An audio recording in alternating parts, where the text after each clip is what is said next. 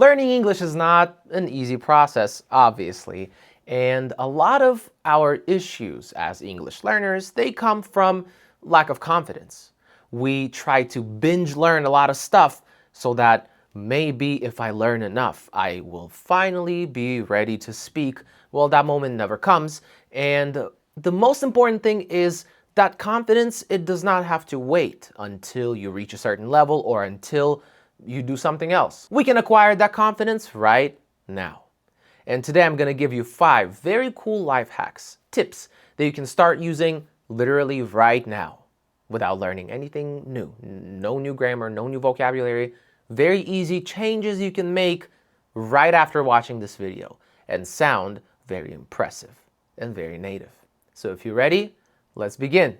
Number 1, dropping the first sound in pronouns. So when we're dealing with pronouns like him, her, or them after a verb, native speakers commonly drop the first sound, with, of course, an exception. There is always an exception in English. We can only do that if those pronouns are weak words. For example, if I say tell him, and what I mean is don't tell me, tell him. Him becomes a very important word for me to deliver my message. The emphasis here is very strong, tell him. And in English, the general rule is when something is emphasized for clear meaning, we don't do any fancy sound reductions or anything like that. But if him is not the most important word here, we can easily just remove the first sound, and that's actually what native speakers do literally all the time. So, tell him becomes tell him. Repeat after me. Tell him. Give her becomes give her. Repeat after me. Give her. Wonderful. And call them becomes call him. Repeat after me. Call him. Great. Now let's practice in full sentences. So please read them and repeat after me right now. Did you see him? Did you see him? Why don't you ask her? Why don't you ask her? You can see how I'm not saying ask her. Why don't you ask her? Ask her. Why don't you ask her? Did you see him? Not did you see him, but did you see him? Skipping that first sound of this weak pronoun is something that, like I said, native speakers do all the time. And once you start paying attention, you will notice it literally everywhere. So start using it now as well. And it'll make a big difference. It's a small adjustment, but it makes all the difference in the world. Number 2, adding direction. And this one is so easy. And a lot of English learners ignore it and don't do it. But English speakers, native English speakers, they love adding specific information about a location or a place or a direction. In many languages, people just often say here or there. But native speakers very, very frequently add direction because they're almost visually pointing to where something is with their words. So when you want to say there, you can easily just say over there. Oh, it's over there. It doesn't change the meaning at all. Yet it's so natural and so native to say that. Or, for example, I'm on the first floor and you're on the second floor. And you're asking me, did you find it? Where is it? Or you're asking me where I am maybe. And I, instead of saying here, because I'm on the first floor and you're on the second floor, most likely I will say down here. I'm down here. Or it's down here. I found it. It's down here. Because from you, it's in that direction where I am. So that's why down and here come together for me, from my perspective, trying to speak from your perspective. I know it's complicated to think about it that way, but it's literally just, yeah, it's down here. Or the opposite, you can say up there, if there is a very specific level difference, first floor, second floor, or something like that. Let's say I am about to go inside of a place or a building and I want to tell you to wait for me right here outside. So I'm going to say, I'm going in, just wait out here. Wait out here. Where we are right now, outside, wait out here. That's how most people will say that. Not just wait here, wait out here. Wait out here, I'll be back, wait out here. Or, I think I'm gonna go over there now. I think I'm gonna go over there. Over there. Again, it doesn't change the meaning, but it adds a lot of very cool confidence to what you're saying. Oh, where is the bathroom? The bathroom is up there. Just go to the second floor, it's up there. It's a very small detail, but it makes your English sound so much more natural. And it's incredibly powerful and very underestimated. So try to incorporate those directional words, up, down, over, stuff like that, under, wherever it makes sense for you. And soon you'll get so confident and so natural with this and you won't even notice, but other people will, and it'll be amazing. Number 3, questions that don't really look like questions.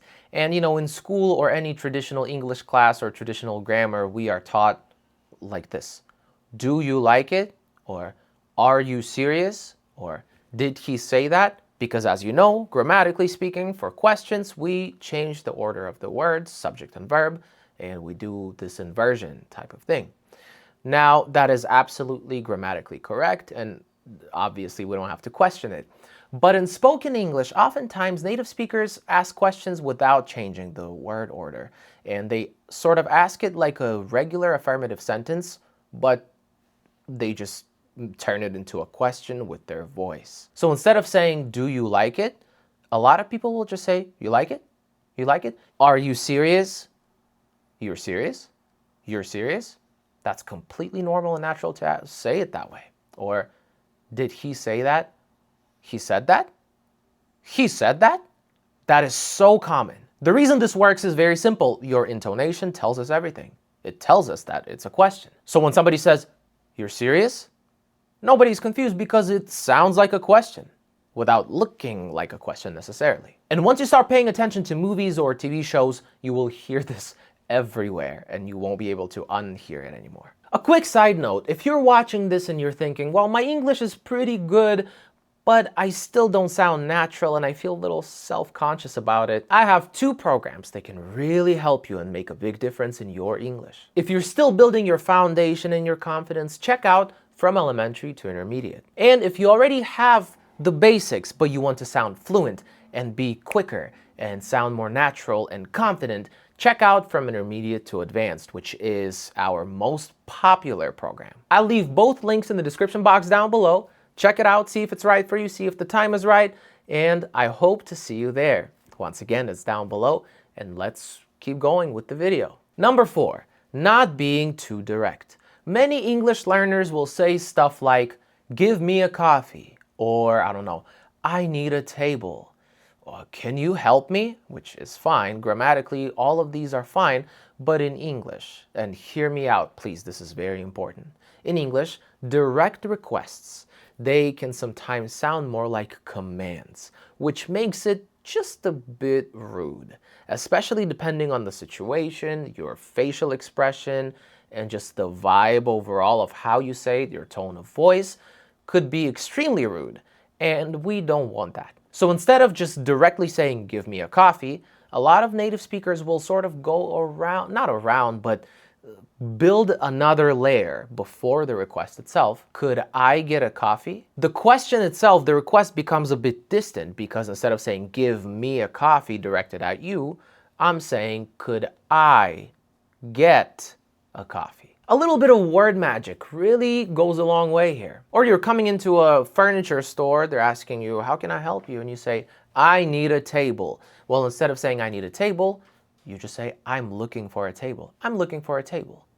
We're just swapping the verb itself and the tense, of course, but the most important thing here is the word, the verb choice. I'm looking for a table.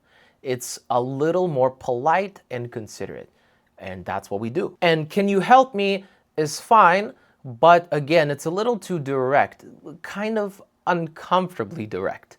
So instead, most people commonly would say something like, I was wondering if you could help me. I was wondering if you could help me, and the meaning does not change at all, right? The tone changes, which is very important. And that's one of the easiest ways to sound friendly and respectful and natural because native speakers do not speak directly, for the most part. There is, of course, time and place for everything, and when it's needed, when being direct is needed and it's beneficial, people do that as well.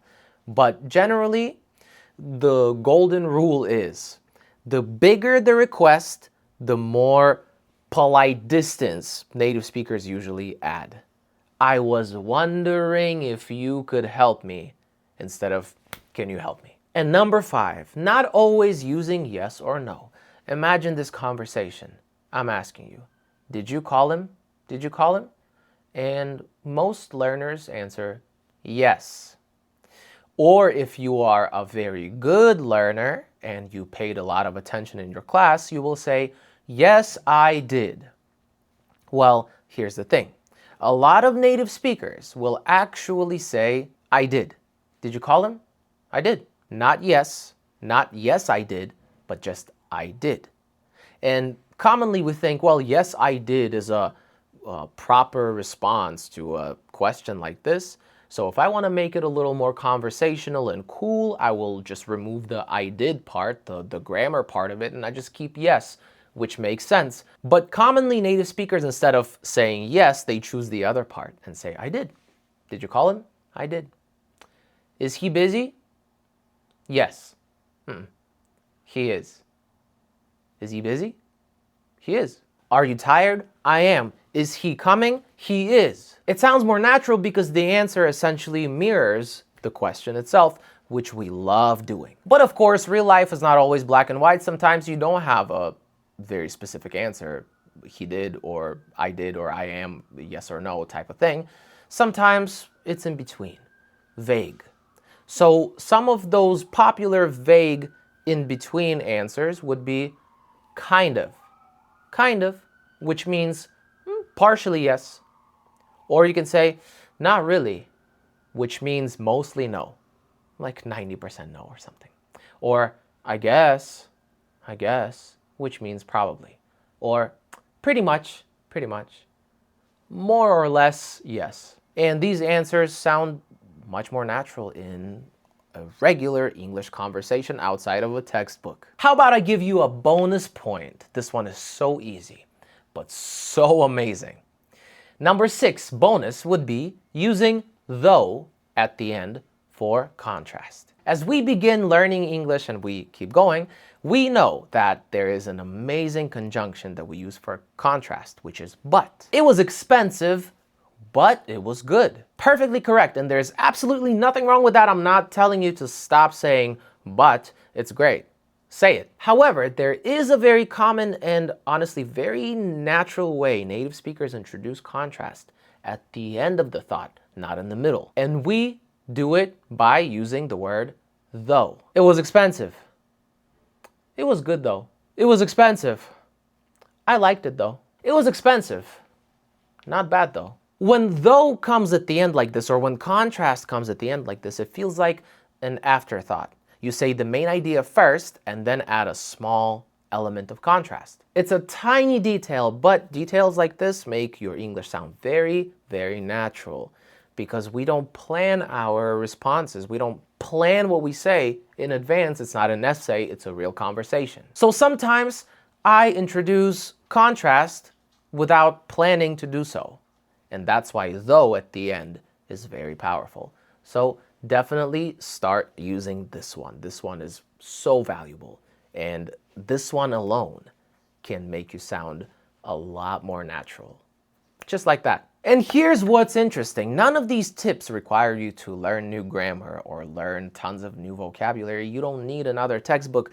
You simply need to start noticing these things and start using them on your own too. Because the gap between correct English and natural English is a lot smaller than most people think. And if you need help getting there much faster, check out my programs. You know how you learn English. Sometimes you learn, sometimes you don't. It's not easy to stay disciplined and keep at it consistently. But consistency is the most important thing. And ironically, it is the most important thing and the hardest one too. And we've just removed the friction. You don't have to figure it out. We're giving you a full system that you can just relax and follow. It has everything you need conveniently all in one place. All the calendars, reminders, accountability, of course, lessons themselves, tasks, all the practice opportunities to provide real results. So you'll find both in the description box down below. I hope to see you there. And if you found this video helpful, make sure you like this video, give it a quick thumbs up, subscribe to the channel, and let me know in the comments which point was the most surprising to you. Thank you so much, and I'll see you in the next video. Keep learning, keep growing, and never look back. Peace.